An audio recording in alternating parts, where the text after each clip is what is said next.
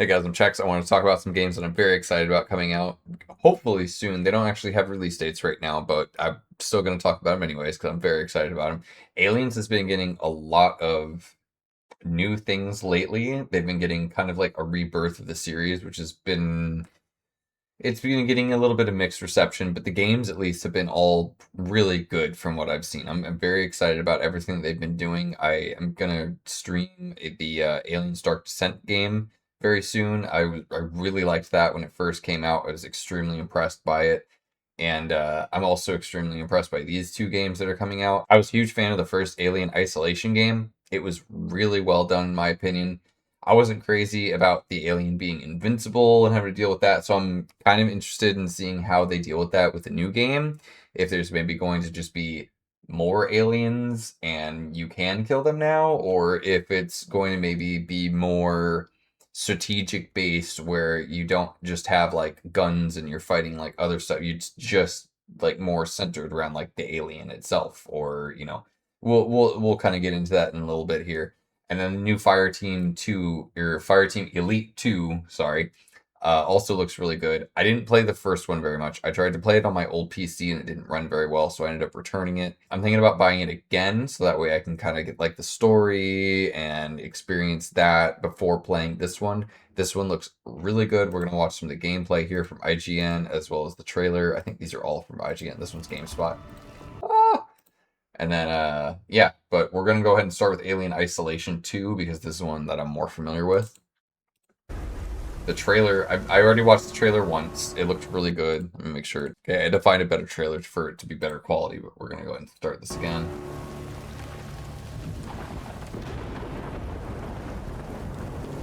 Same people that have made most of the games. If I remember right, the OG AVP games were also Sega and 20th Century Fox.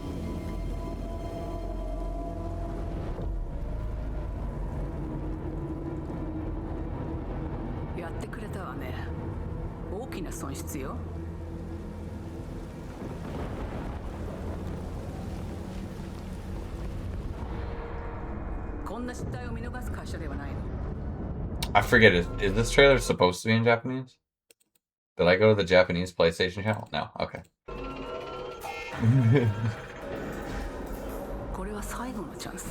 Is that, or wait, is that, I don't know what language that is. I'm sorry.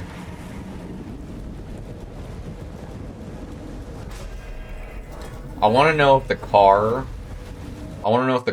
is going to be something that you actually get to use, or if it's just like a set piece. Like, I'm very curious about that. It looks like this is going to be a much larger open world type of environment. We'll talk about that in a second too, because they explain that some in the other video. Do you understand? Yes. I understand.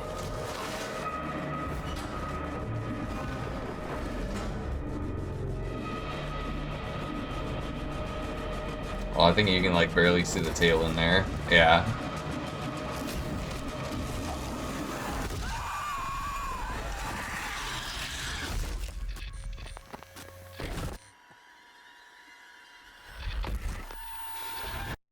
Very well made trailer. It doesn't tell you like anything about the story or what's going to happen, anything like that. I think this is a very, very well made trailer. I think they did this one perfectly.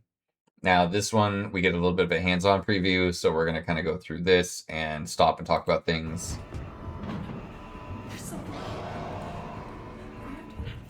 12 years is a long wait to play the sequel to one of your favorite games of all time. During that decade-plus stretch, I've replayed the original Alien Isolation multiple times, analyzed its incredible... I have not played it in some time, so I'm probably going to stream this on the channel at some point before this one comes out. Maybe I'll do like a kind of an Aliens... No, I don't feel like doing an Aliens marathon. I may not commit to that right now, unless people like really, really want it. Level design, and even address that review score in my own glowing appraisal of gaming's unique, unrivaled nightmare. So you can imagine that, as I picked up the controller in a dark room at Developer Creative Assembly's headquarters, my mind was awash with excitement, spiked with anxiety. Would my first taste of the long-awaited, once thought impossible Alien Isolation 2 be everything I hoped for?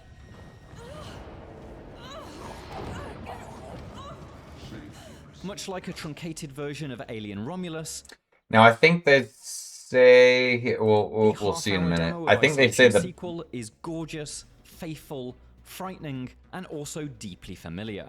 Perhaps a little too familiar. That sense of deja vu is partly down to the fact that most of this demo, taken from the game's opening, unfolds within the Project KG-348 laboratory, the very same module ejected from Sevastopol Station during the events of the first game. We've quite literally been here before.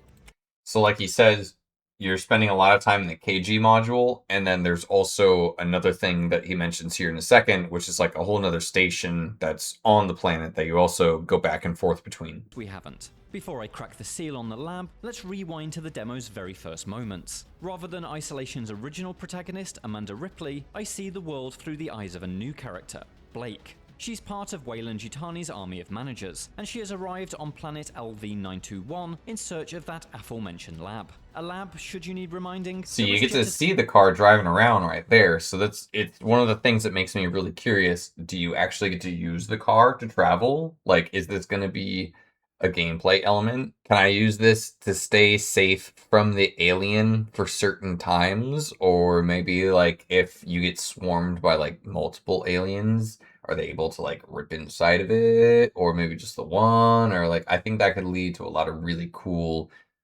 like gameplay elements and different things and moments that could happen to you, like, you know, dynamically, as well as, you know, some scripted things. But I think that would just be really interesting and cool. 921 in search of that aforementioned lab. A lab, should you need reminding, that was jettisoned because it had a xenomorph trapped inside it. Yeah, and that's also why I kind of am curious if this is going to be like a one alien or multiple alien thing, because the lab itself, as far as we know from the first game, it only had the one alien in it that we launched out. So then we didn't find out that there was like a whole infestation until like a little bit later, in the first game, if I remember right. You play for like, you launch the one alien, and then you play for like a couple of hours doing different things, and then you end up in a different area, and once you get there, and I forget how, but that's when like you find the whole infestation, and you're like, oh my god, there's a bunch of them, there's not just one.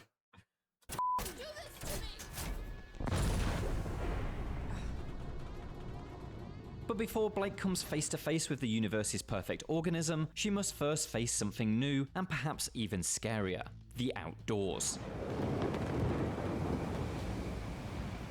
The major difference between this sequel and its predecessor is lifted directly from the movies. As in Aliens, Isolation 2 takes place on terra firma rather than in space. You'll be moving back and forth between... I will say they did do an amazing job of capturing that. It looks exactly like the Aliens movie when they're driving around, before the dad gets the face hugger on him, and then they bring it back and everything goes to hell.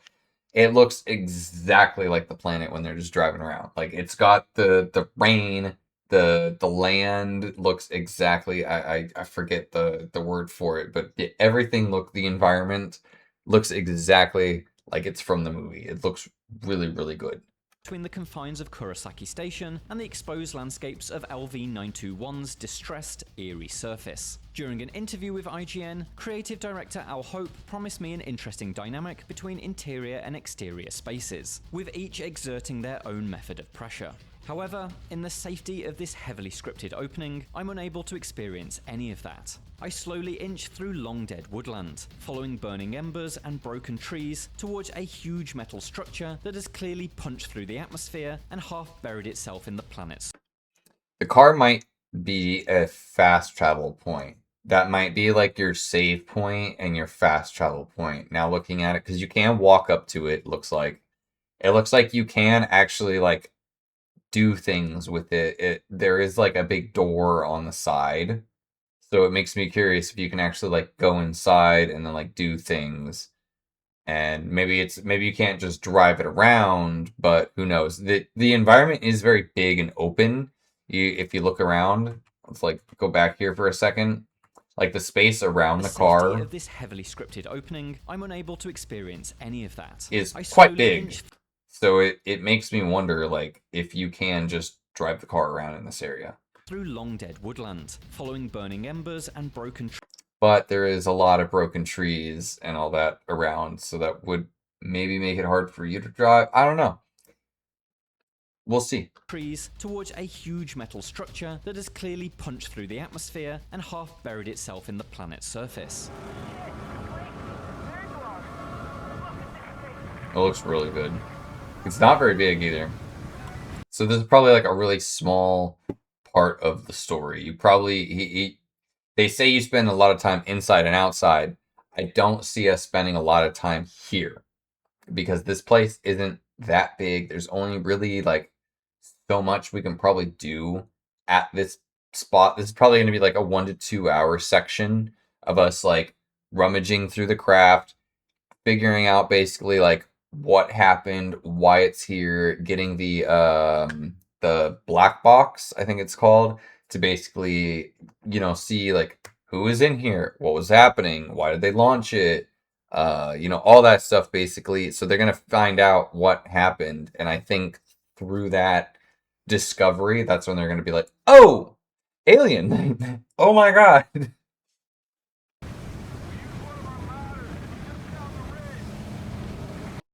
And then maybe, and then they say, here, we'll wait. With a lack of lockers and vents to hide in, I imagine this journey would feel terrifying if the alien were loose among the branches. But without such a threat, the sequence feels much like the fairly relaxed planetside flashbacks of the original game, just without the weight of a spacesuit slowing me down. The Seegson design access lever, recessed into the hull of the crashed structure, makes it immediately clear we're not rehashing the Nostromo crew's egg inspection mission. This thing is reassuringly familiar, reassuringly human, and as the hatch opens and I descend the ladder, it's like I'm walking through my own memories of 2014. While the results of Creative Assembly's recreation of Project KG-348's curving red panel corridor isn't quite as dramatic as, say, Metal Gear Solid Delta's updated clone of Groznygrad, it nonetheless provokes a similar reaction. I'm momentarily impressed by the graphical upgrade, but then gripped by instincts that have lain dormant for a decade, as if waiting on standby for this very return. Before the horrors begin, the objectives ease me back into isolation. And see, this is the big thing too, is that they even say like nothing happens here. And they even say nothing happens here in the 2 hours that he's playing. You don't see the alien running around or doing anything crazy. They could change that for the like official launch of the game where you do meet it here. But I'm kind of thinking they probably won't. Maybe it will be after this. I'm not really sure. But I feel like maybe at some point around this thing is when you're going to meet the alien for the first time. Fundamentals. The power is out, locking down every door and hatchway, so I poke around the immediate area in search of scrap components with which I can fix the breaker box. While this is nothing new, I appreciate the small additional details that the sequel brings. As I hold down a button to repair the circuits, Blake's hands slot a PCB into place and then flip the switches with a satisfying clunk. You know what you're doing? Not really. No. In the next room, I find one of That's going to lead to some intense moments. I like that. So you can find scrap and different things to be able to, you know, tinker with and build things. And then there's certain like panel junctions where you can activate them to turn things on, but they also take time to be able to mess with. So you could be in an area where you're trying to get something done really quickly, and then the alien's like coming from around a corner down the hallway or something like that, and you're trying to get it done before it sees you, and like that creates like a really like intense moment. I really like that already. That's a really cool feature. I don't remember if they had that in the first game or not.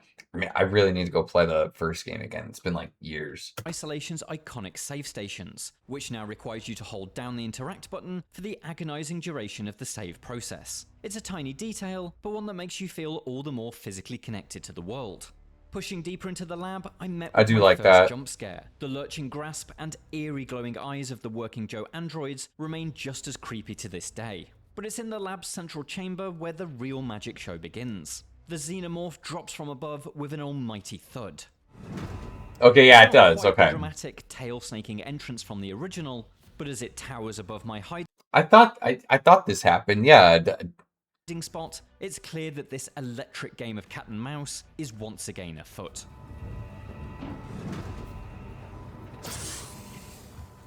Unfortunately, while Creative Assembly promises a selection of new tools and tactics to help you wrangle sci-fi's most terrifying predator, I'm equipped with absolutely nothing but my wits for this escape. That means I can't tell you about how Alien Isolation 2 is shaping up to be meaningfully different to its predecessor. Combined with the demo setting being literally a location from the first game, if it weren't for the graphical upgrade, anyone could reasonably mistake this sequence as being from the original Alien Isolation. I'll admit that, after such a long wait, I'm still excited for this. I would love to get this in a new game. Wait, he's got a flamethrower here. Oh wait, no, this is the first one. I was hoping Oh. Fooled me. Creative Assembly would have chosen something a little bolder for its first showing. Something that, as Damn. born from the game, if it weren't to its predecessor. Combined with the demo setting being lit 2 is shaping up to be meaningful. Well, I will say it looks really good. That also speaks volumes Combined with the demo for the old one. literally a location from the first game. The old If it weren't one, for the graphical first game, upgrade, anyone could still looks reasonably really mistake the good. Like I thought this was the newer one. That's how well they recreated this area in the new game. And that's how well the old one still holds up. Like, I literally thought it was the same game. sequence as being from the original Alien Isolation. I'll admit that This still holds after up such a really long well. wait, I was Dang. hoping Creative Assembly would have chosen something a little bolder for its first showing. Something that would silence my lingering fears that any sequel would be stuck doing more of the same. And yet, even this brief panicked escape from that dome-headed bastard proves the perfect demonstration that there really is nothing else like Alien Isolation. My escape route is blocked. See, you know, I came from an era where a lot of games were more or less a lot of the same. You'd get some upgrades, graphics, new items, new guns, new map, new stuff to do, new missions, new story, you know, stuff like that. But for more or less, it was a lot of like relatively the same stuff. Same-ish story, same-ish gameplay, same-ish guns, all that stuff that you loved about the original game that got you to love it, just carried forward and improved a little bit. Not drastically changed, just improved upon. That's what we like need in more games. We don't need sequels that change everything and become a different game. We need sequels that are the exact same and just improve upon all of the same stuff and continuing the same story. That's all we need. It's so simple. I don't know why people stopped doing that and forgot how to do that. Like, I hate that this guy, of course it's IGN, like, you know, can't really listen to anything that IGN really says anymore these days, or I'm just really using this to watch the video and hear stuff from the developers. I hate this guy's opinion, but not gonna knock IGN today. We're not doing that. But anyway, that's my 2 cents there. Blocked by a sudden eruption of searing hot flames, so I sprint for the underfloor vent. This fire looks really good, though. I will say this looks like real fire. Like they did really well. Even just pausing here for a second, that looks like a picture of like real fire. I sprint for the underfloor vent that I know leads to the exterior corridor, and as I push forward, I hear that sound, the clatter of metal, the rattlesnake-like hiss. For a split second I look backwards, casting the beam of my flashlight along the vent's steel walls, and I see it, a curved, skeletal shadow. The tunnel suddenly feels like a prison rather than a pathway.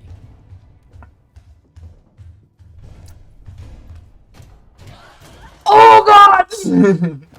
A number of projects have riffed on Alien Isolation's very That was always my biggest fear in the first game, was being in the vents. I hated being in the vents. There's a couple sections where it like forces you to go through the vents with the alien, and man, it's so rough.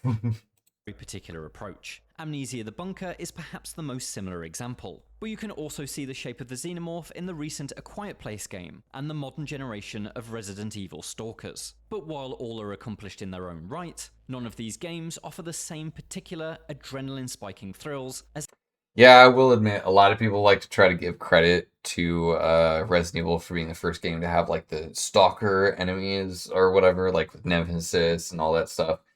And it kind of does, but they don't really like follow you that much throughout the game.